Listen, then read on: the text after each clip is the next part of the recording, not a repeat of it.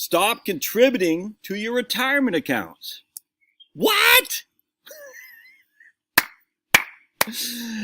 I'm telling you, man, your retirement accounts are the freaking albatross around your neck. Now, let me be very clear. If you're getting a match in your 401k, you certainly want to take advantage of that.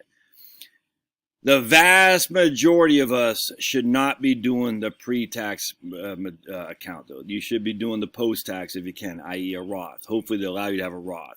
So if you have a 401k, a TSP, something like that, where they give you a match, you got to take advantage of that. I mean, that's 101. The problem that you're going to find if you continue on the path of contributing to your pre-tax accounts is what I'm dealing with now. I'm 50 years old, all right? For every $100,000 I have in a pre-tax account, it's going to cost me 35% to pull it out. Because a 10% penalty, we'll just say 20% to the Uncle Sam and 5% to the state of Georgia. It'll probably be more than that. So as I sit here today, as a 50-year-old man, my better half is 47, I got 10 years before I have access to my money penalty-free. But even then, I'm still going to have access to it only with paying taxes on it. So my retirement accounts put me in this box. I'm like, man, I got to have that access to the money for whatever.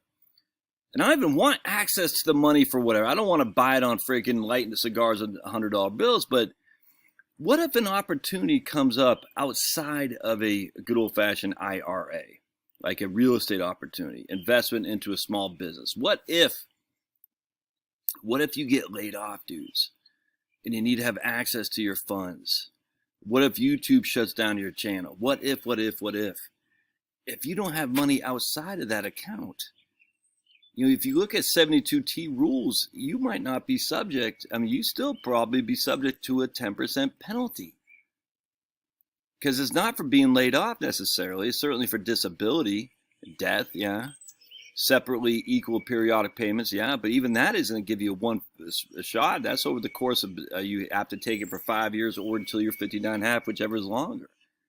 And there are some pretty strict IRS rules in that regard. Hindsight, and I also want to talk about too, I think a lot of people overlook this. All right, so you're making money. Let's just say for simplicity, you're making $100,000 a year. You already know you got taxes. You already got FICA. You already got this. You already got that. You already know you have taxes to pay. So you're not all of that. You're not like, oh my goodness, I got taxes. You're just like, it's just the cost of doing business. But you got income coming in. And as long as your job, isn't about to let you go, send your job to India or something like that, you're pretty comfortable that your job is going to still be there. Now, it might not be, but you're relatively comfortable that you're not going to get laid off. All right, well, then you fast forward. So what happens is you have the ability from a emotional perspective to pay those taxes that you're paying without really blinking an eye about it. Yeah, it's like a mosquito bite. It stinks. You don't like it. It itches, but it's not going to freaking sink you, man. It's just not. You know what does sink you, though, is when you hit retirement, you got no other income coming in. Now you're 62 years old. And I'm like, man, defer taking Social Security. And you're like, but I need income. I need $100,000 to live on. I got to pull $125,000 from my portfolio to live off 100. Awful hard to do that when there's no other guaranteed income. And if you only got, let's say, $600,000, and $600,000 is a lot of money. I don't want to say only, as if you don't have that, you're screwed. You're not. But man, I'm telling you, from an emotional perspective, it is so much harder to pay the taxes, even if they're lower, when you don't have a guaranteed income coming in. I say guaranteed, considering that your job isn't really guaranteed, but it kind of is, if you know what I'm talking about.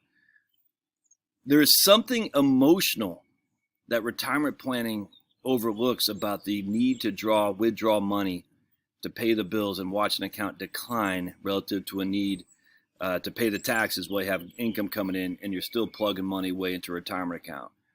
There's something dramatically emotional that changes once you have to draw off your portfolio. It'll never be solved. And no one will ever convince you to say, hey, Stop being so emotional about this. Stop being inefficient. And that's why annuities will never take off.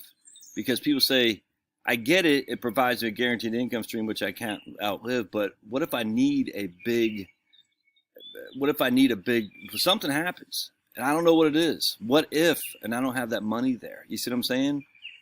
You're like, annuities are efficient. You should do annuities. Everyone knows that, economists.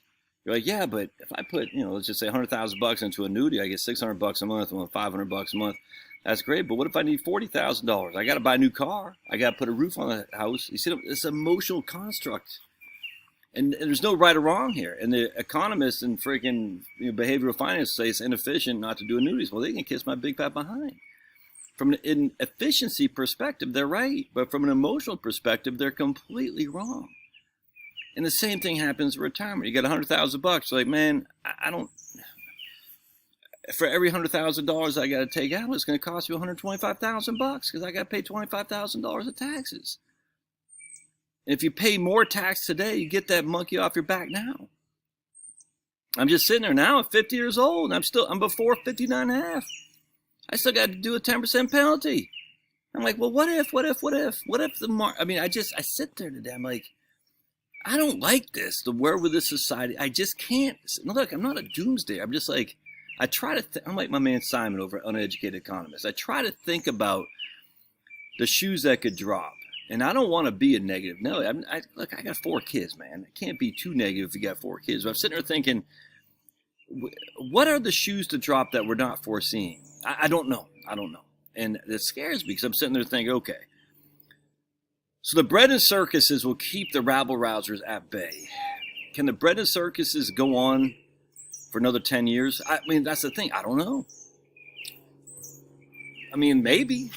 But what if they don't? What if they can't go on for 2 years? I'm sitting there we'll just say, for every $100,000 at my 401k, I don't have access to it without significant taxes, significant penalties. So let's just say it grew to $130,000 in 2 years, then the bread and circuses is over. Now I'm back at $100,000. And I need that money because, all my income's gone. So now I got to pull my $100,000 out to pay for $100,000 of living. But I need $135,000 to pay for $100,000 of living because I'm before 59 and a half. And I got to pay the income taxes too. I'm starting to think the best thing you can possibly do in your retirement is get one of the biggest expenses, your income tax, behind you. It's not even the expense so much. It's just the negativity. No, not negative. The emotional constraint that comes with having to pay those taxes. And I shared this story. I'll never forget a lady, Shirley, up in New Jersey. I liked her, and she might be gone now, but nice lady. She looked bright as could be. She's like in her mid 80s, but she had this condo in New Jersey, and it was friggin' property tax on that puppy like $10,000 a year, and she was running out of money, man. Because her taxes, she had everything in deferred accounts. I will never forget this. And it sucked. Everything was in deferred accounts. And for her to, every time she had to pay money to pay the condo, the association fee and the property tax, she had to pull money from her IRAs. But it wasn't just like $10,000, basically it's $15,000 all said and done. I'm just using that for example. It cost her $20,000 every time to pull $15,000 out because of the income taxes. It's horrible. And then she still needed, I remember she needed like $88,000 a year to live on top of her property. She needed about $100,000 a year to live on. It cost her $130,000 a year for that. And she had no money other than her IRA. And I'm just sitting there thinking, she's put up against the wall. And if you're young and you kind of get that bear off your back initially, you can say, okay, now I don't have to worry about the tax man going forward. So if an opportunity comes up, I can get into it. But even that, I can say, look, that is behind me. So for every $100,000 I have in a non-401k account, it might cost you a little bit of capital gains, but that's it. And then of course, if I do specific identification, whatnot, it just changes the whole dynamics. So all right, so I get this question all the time, but Josh, if I work with individual clients, and I said, look, man, like some guys I've talked to, they're in a 30% tax bracket, the state and feds. And once they retire, they're only giving it 12%. It's hard for me to say don't take advantage of your deferred accounts because that's a pretty significant differential. But the vast majority of us are not in that tax bracket. The vast majority of us are in 12 to 22% tax bracket right now. So we're getting a 12 to 22% deduction on our taxes, and we got to still pay FICA. So you're still in a higher tax bracket than you're probably going to be in the future. But at the end of the day, it's not the tax bracket; it's the emotional box that we're in, the behavioral construct of saying, for every $100,000 I pull out, it's going to cost me $12,000, $15,000 a year. That's straight to my portfolio. That just adds a burden that I'd rather have put in the past while I was making money. Because once you're retired, it's going to be hard to just, like, Shirley's like, she's got to get more income. Well, how does she get more income? And she had a good amount, not $1 million, but, close to $1 million. But how does she get more income? She can't go dig ditches, man. Anyway, so again, I say this generally speaking. Everyone's situation is unique, but man, pay the tax man now and move on. All right, love to hear your thoughts. We'll see you.